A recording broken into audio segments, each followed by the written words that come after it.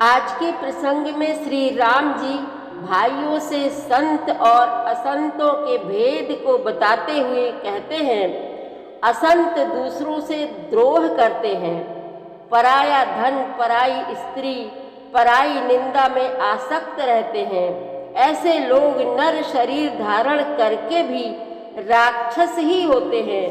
वे सदा लोभ में ही रहते हैं। लोभ ही उनका बिछौना है एवं लोभ ही उनका उड़ना है, अर्थात वे दूसरों का क्या ले लें यही सोचते रहते हैं। वे माता पिता और गुरु को नहीं मानते, परिवार के विरोधी और अति क्रोधी होते हैं।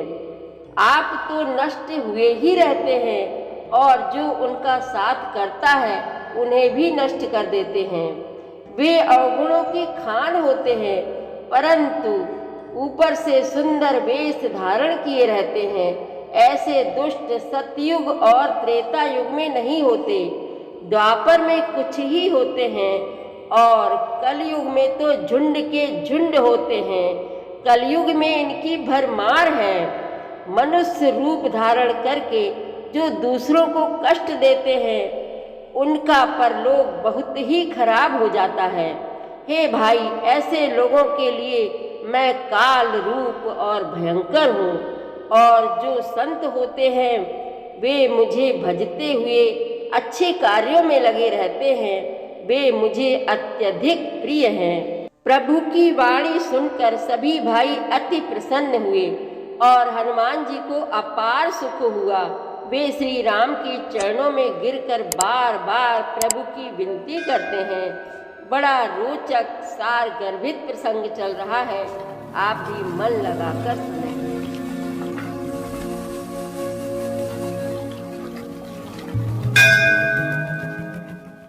श्री रामचरितमानस पाठ को सुनने वाले सभी श्रोताओं का स्वागत है। राम राम जी। पाठ प्रारंभ करने के पहले बोलिए सियावर रामचंद्र की जय, पवन सुत हनुमान की जय, श्री तुलसीदास जी महाराज की जय। परद्रोही परतार रत, पर धन पर अपवाद, ते नर पावर पापमय, देह धरे मनुजाद। वे दूसरों से द्रोह करते हैं और पराई स्त्री, पराए धन तथा पराई निंदा में आसक्त रहते हैं। वे पामर और पापमय मनुष्य नर शरीर धारण किए हुए राक्षस ही हैं। लोभई ओढ़न लोभई दासन, सिसनो दर पर जमपुर त्रासना, काहू की जो सुनहि बड़ाई, श्वास ले ही जनु जूड़ी आई।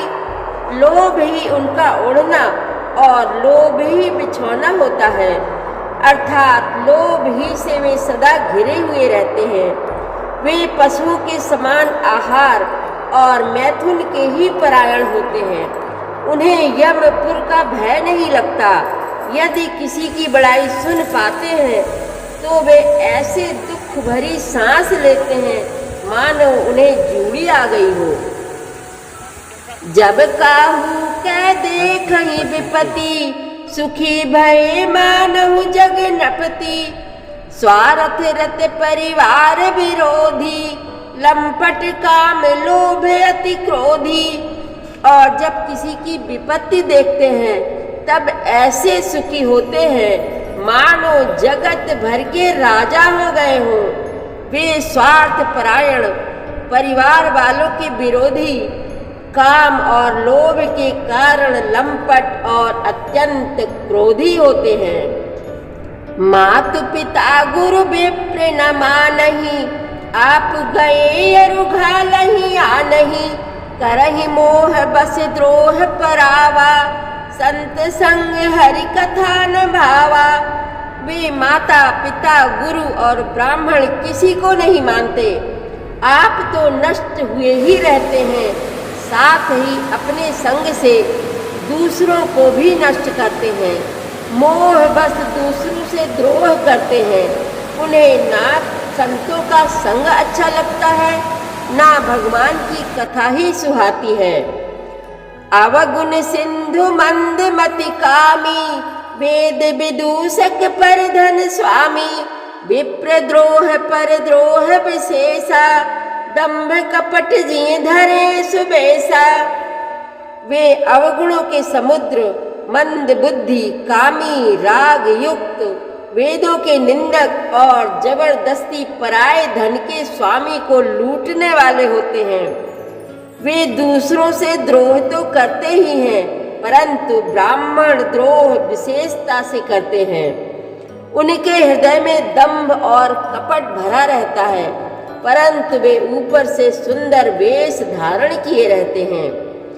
ऐसे अधम मनुज खल कृत जुग त्रेता नाही, द्वापर कछुक वृंद बहु होई हहि कल जुग माही।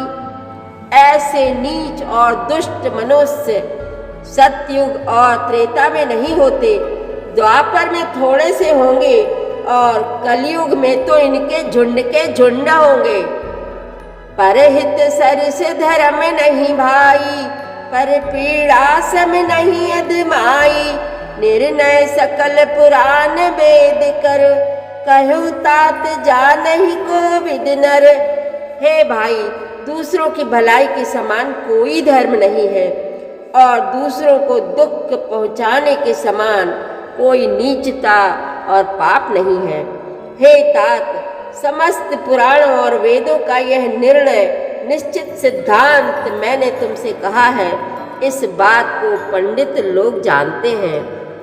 नर शरीर धर जे पर पीरा, करहित सहहि महाभव भीरा, करहि मोह बस नर अघनाना, स्वार्थ रत परलोक नसाना।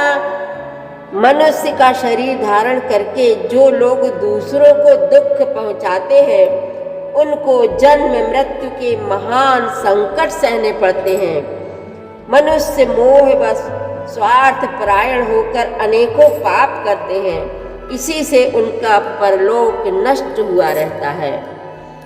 काल रूप तिन कह मैं भ्राता, शुभ अरु अशुभ कर्म फल दाता, अस विचारी जे परम सयाने, भजहि मोहि संसृत दुख जाने। हे भाई, मैं उनके लिए काल रूप भयंकर हूँ और उनके अच्छे और बुरे कर्मों का यथा योग्य फल देने वाला हूँ। ऐसा विचार कर जो लोग परम चतुर हैं, वे संसार के प्रवाह को दुख रूप जानकर मुझे ही भजते हैं। त्याग ही कर्म शुभाशुभ दायक, भजहि मोहि सुर नर मुनि नायक, संत असंतन के गुण भासे, तेन परहि भव जिन लखि राखे। इसी से वे शुभ और अशुभ फल देने वाले कर्मों को त्याग कर देवता, मनुष्य और मुनियों के नायक मुझको भजते हैं। इस प्रकार मैंने संतों और असंतों के गुण कहे। जिन लोगों ने इन गुणों को समझ रखा है, वे जन्म मरण के चक्कर में नहीं पड़ते। सुनहु तात माया कृत, गुण अरु दोष अनेक, गुण यह उभय न देखियहि, देखिए सो अविवेक। हे तात सुनो, माया से रचे हुए ही अनेक गुण और दोष हैं, इनकी कोई वास्तविक सत्ता नहीं है। विवेक इसी में है कि दोनों ही ना देखे जाएं, इन्हें देखना ही अविवेक है। श्रीमुख बचन सुनत सब भाई, हर से प्रेम न हृदय समाई, करहि विनय अति बारहि बारा, हनुमान ही हरस अपारा। भगवान के श्री मुख से वचन सुनकर सब भाई हर्षित हो गए। प्रेम उनके हृदयों में समाता नहीं, वे बार बार बड़ी विनती करते हैं। विशेषकर हनुमान जी के हृदय में अपार हर्ष है। पुनि रघुपति निज मंदिर गए, यही विधि चरित करत नित नए, बार बार नारद मुनि आवही, चरित पुनीत राम के गावही। तदनंतर श्री रामचंद्र जी अपने महल को गए। इस प्रकार वे नित्य नई लीला करते हैं। नारद मुनि अयोध्या में बार बार आते हैं और आकर श्री राम जी के पवित्र चरित्र गाते हैं। नित नव चरित देखि मुनि जाहि, ब्रह्मलोक सब कथा कहाहि। सुनि बिरंचि अतिशय सुख मानहि, पुनि पुनि तात करहु गुण गानहि। मुनि यहाँ से नित्य नए नए चरित्र देखकर जाते हैं और ब्रह्मलोक में जाकर सब कथा कहते हैं। ब्रह्मा जी सुनकर अत्यंत सुख मानते हैं और कहते हैं, हे तात, बार बार श्री राम जी के गुणों का गान करो। सनकादिक नारद ही सराहहि, यद्यपि ब्रह्म निरत मुनि आहहि। सुनि गुण गान समाधि विसारी, सादर सुनहि परम अधिकारी। सनकादि मुनि नारद जी की सराहना करते हैं। यद्यपि वे सनकादि मुनि ब्रह्मनिष्ठ हैं, परंतु श्री राम जी का गुणगान सुनकर वे भी अपनी ब्रह्म समाधि को भूल जाते हैं और आदर पूर्वक उसे सुनते हैं। वे राम कथा सुनने के श्रेष्ठ अधिकारी हैं। जीवन मुक्त ब्रह्म पर चरित सुनहि तजि ध्यान, जे हरि कथा न करहि रति, तिनके ही पाषाण। सियावर रामचंद्र की जय, पवन सुत हनुमान की जय, श्री तुलसीदास जी महाराज की जय। प्रतिदिन श्री रामचरितमानस पाठ में शामिल होने के लिए हमारे चैनल अपनी विरासत को सब्सक्राइब कर लीजिए और घंटी का बटन भी दबा दीजिए, जिससे रोज़ सुबह 7 बजे आपके मोबाइल में 3 दोहे रामायण पाठ के आ जाएंगे। वीडियो को ज़्यादा से ज़्यादा शेयर करके इस नए काम में भागीदार बनिए। धन्यवाद।